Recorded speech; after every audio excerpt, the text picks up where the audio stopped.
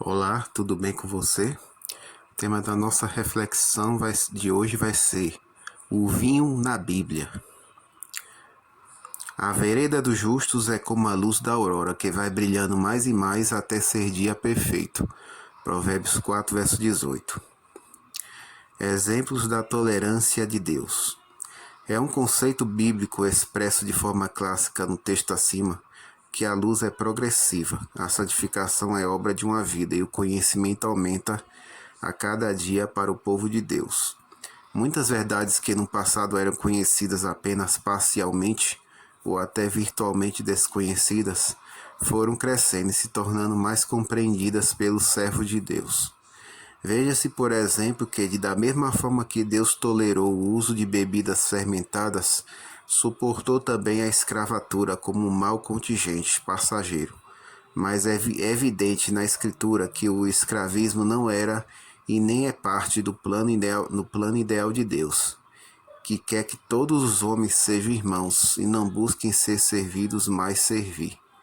Embora tolerando, Deus deu leis para regulamentar a prática até que o ideal fosse atingido. Essas leis estão em Êxodo 21, 16, verso 16, verso 20, Efésios 6, verso 9 e Colossenses 4, verso 1. Outros exemplos de práticas que Deus tolerou são o divórcio e a poligamia, que, conforme é declarado na Bíblia, não fazia parte do plano ideal divino. Por isso ele deu leis que regulamentavam e restringiam essas práticas, tão em voga e até legalizadas nos dias bíblicos entre as nações pagãs. O seu povo teria que aprender, dentro de 4 séculos de escravidão e em estado semi-bárbaro, os rudimentos do Evangelho que atingirem o ideal de Deus. Êxodo 20, versos 7 a 11, Deuteronômio 21, de 10 a 17, Malaquias 2, de 12 a 16. O próprio Jesus refere-se ao divórcio como tolerado em razão da dureza dos corações dos israelitas. Mas, disse o Salvador, num princípio não foi assim. Mateus 19, versos 4 até 8. Os males das bebidas fermentadas. Deus também tolerou as bebidas fermentadas. É evidente pelas experiências com viciados que, segundo especialistas na área de recuperação de alcoólatras, a maneira mais segura de evitar o vício é não tomar o primeiro gole. Deus jamais sancionaria um hábito que, mesmo em seu moderado uso social, é responsável pelas mais dramáticas e terríveis estatísticas, no que se refere à degeneração da mente, do corpo e do espírito dos homens. Professos seguidores da palavra de Deus jamais admitiriam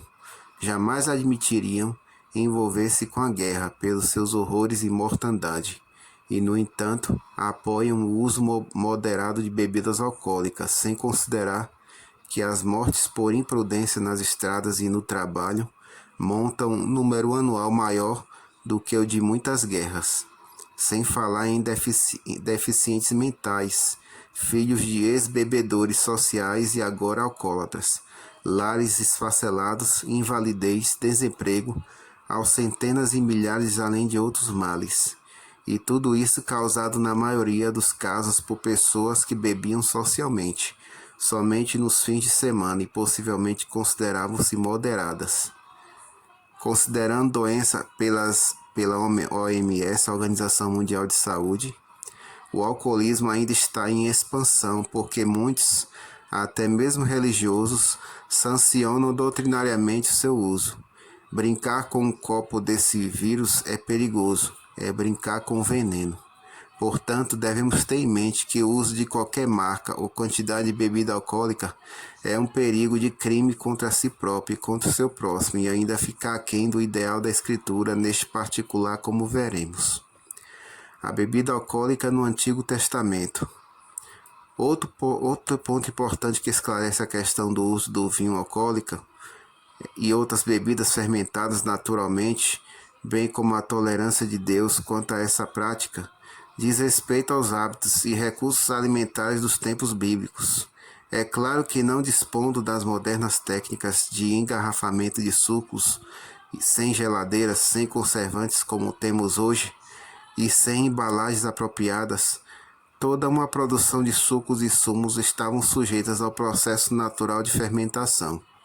Os odres, que eram recipientes de couro costurado, vasos de barro, madeira ou metal, não impediam a ação das bactérias, tendo os antigos que conviver com as condições que dispunham nesta parte.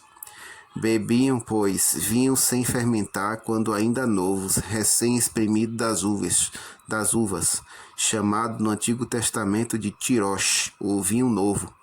Esta palavra aparece 38 vezes no Antigo Testamento. A bebida consumida tempos depois e já fermentada naturalmente ou que já foi fabricada em processo de fermentação era denominada normalmente de shekar, usada 23 vezes no Antigo Testamento. Para bebidas em geral, fermentadas ou não, era usado o termo yain indistintamente, que aparece 140 vezes no Antigo Testamento. Portanto, a própria necessidade alimentar de uma bebida nutritiva e a carência de técnicas e recursos de conservação modernos obrigava-os a terem na fermentação natural da bebida uma necessidade de mal necessário, uma vez que o grau alcoólico nessas bebidas trazia embutido o problema do vício do alcoolismo, embriaguez e suas consequências morais, físicas e espirituais. Por isso, o ideal era não usá-las, a exemplo dos recabitas, povo abstêmio que vivia entre os israelitas e cuja virtude e lealdade foi ressaltada pelo próprio Deus, em Jeremias 35, versos 2 a 5. Por outro lado, a fermentação era um bem, pois tinha para as bebidas a função de provavelmente um único e universal processo de conservação para os sucos, sem a deterioração total, como é o caso de muitos xaropes vendidos hoje em dia. Era, pois, um mal necessário mais um mal. Justifica-se desse modo o ideal de Deus na declaração do sábio Salomão em Provérbios 23, de 31 a 35, que diz: Não olhes para o vinho quando se mostra vermelho, quando resplandece no copo e se escoa suavemente. Não se deve nem mesmo desejá-lo, olhando, não olhes, porque no seu fim morderá como a cobra e como um basilisco picará. Olharás mulheres estranhas e teu coração falará perversidades. Dirás, espancaram-me, bateram-me, mas quando acordar beberei outra vez. Que desfecho terrível para um simples olhar e certamente o primeiro gole. São esses os passos para o vício. Olhar, experimentar e, a despeito das consequências, beber outra vez. Não estamos sujeitos aos hábitos mantidos pela dureza de corações e atraso em que viviam os homens do passado. Não estamos obrigados a sofrer a limitação dos recursos das técnicas de conservação como eles. Não precisamos nem devemos correr o perigo de consumir tais bebidas, mesmo porque atualmente, em sua grande maioria, passam por processos industriais de fermentação e destilaria, o que aumenta artificialmente e em muito o teor alcoólico da bebida. Concluímos até aqui que, se as bebidas naturalmente fermentadas eram na antiguidade a única forma de se estocar sucos, sendo uma necessidade daqueles tempos, apesar de suas consequências prejudiciais à saúde, constitui-se para nós hoje um uso desnecessário, contrário à luz que temos, temerário e perigoso, mas ainda considerando-se a destilação que aumenta o seu grau alcoólico. Certamente tal costume não concorda com o testemunho cristão e contraria o princípio bíblico, submetido ao qual todos os usos e práticas da Igreja devem estar em harmonia sob pena de contradição. 1 Coríntios 3, versos 16 e 17. Somos o templo de Deus e nada que o contamine, prejudique ou o ponha em risco deve ser usado. Algumas referências bíblicas que são contrárias às bebidas alcoólicas, nós vamos ver agora. Primeiro, o vinho e a bebida forte fazem errar e desencaminhar até o sacerdote e o profeta. Isso está em Isaías 28, versos 7 e 8. Segundo, há uma maldição para os que seguem a bebedice. Isaías 5, verso 11. E outra maldição para os que dão bebida ao seu próximo. Abacuque 2, versículo 15. Terceiro, As bebidas alcoólicas são escarnecedoras e alvoroçadoras. Provérbios 20, versículo 1. Quarto, o ideal é nem olhar para o vinho, pois é traiçoeiro, quanto mais usá-lo. Provérbios 23, versos 31 e 32. Quinto, o beberrão cai em pobreza. Provérbios 23, versos 20 e 21. Sexto, não vos embriagueis com vinho, mas enchei-vos do Espírito. Efésios 5, 18. A bebida alcoólica é incompatível com o Espírito Santo, conforme deixa clara a conjunção adversativa mais. Sétimo, o bispo não deve ser dado ao vinho, 1 Timóteo 3, verso 3, Tito 1, verso 7.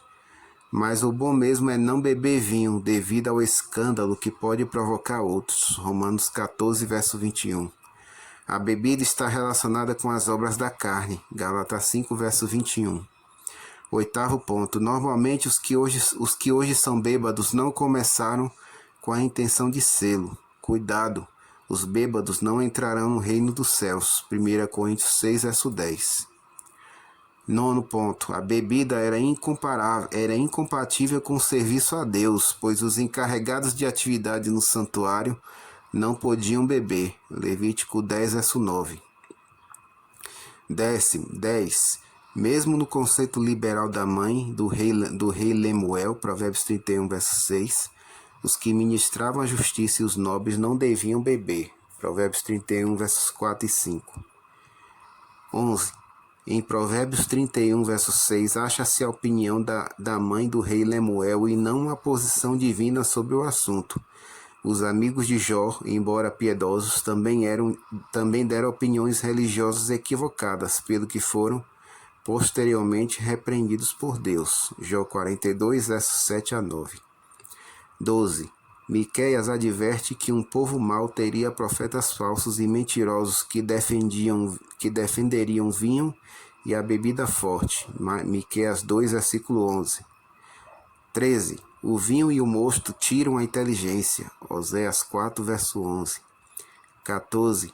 Pessoas dadas ao vinho são desleais, soberbas e não se contêm. Abacuque 2, versículo 5. 15º ponto. Aqueles que desejam fazer a vontade de Deus devem abster-se do uso, mesmo moderado, de bebidas alcoólicas, considerando as seguintes razões: a luz que temos, o ideal de Deus e os males e os perigos desse hábito. Total abstinência é a posição a ser assumida por aqueles que estão preparando o caminho para a volta do Senhor, como fez João Batista. Lucas 1, versículo 15. 16. Entende-se, pois, que Jesus nas bodas de Caná transformou a água em vinho novo, sem fermentar, o puro suco da uva, o vinho da melhor qualidade. 17. Em função dos argumentos acima apresentados, a passagem de Deuteronômio 14, verso 26 é mais uma cena do hábito tolerado por Deus, apesar das consequências e por causa das contingências. Em 1 Timóteo 3, versículo 8, é recomendada a moderação em reconhecimento ao perigo que a bebida oferecia, em vista da resistência que a proibição sumária poderia provocar. Esta opinião do apóstolo foi moldada para restringir um hábito, conforme o texto deixa claro, e não para sancioná-lo. Em 1 Timóteo 5, 23, o vinho é recomendado para uso medicinal, conforme a crença do apóstolo, usado pouco com água e não puro como bebida de prazer. Este texto não serve para defender o uso ou o vício da bebida. O que podemos concluir diante da reflexão de hoje? Buscar, neste caso, exemplos bíblicos para justificar o consumo da bebida equivale a apoiar também o divórcio fácil, a poligamia e a escravidão, que foram igualmente alvo da tolerância de Deus. Coloca-se também a Bíblia injustamente como corresponsável pelas tragédias decorrentes da indulgência com as bebidas fermentadas. Os costumes e práticas dos antigos, alvo da tolerância de Deus, não refletem necessariamente a vontade divina. O verdadeiro cristão jamais defenderá tal hábito. Que Deus abençoe a vida de vocês.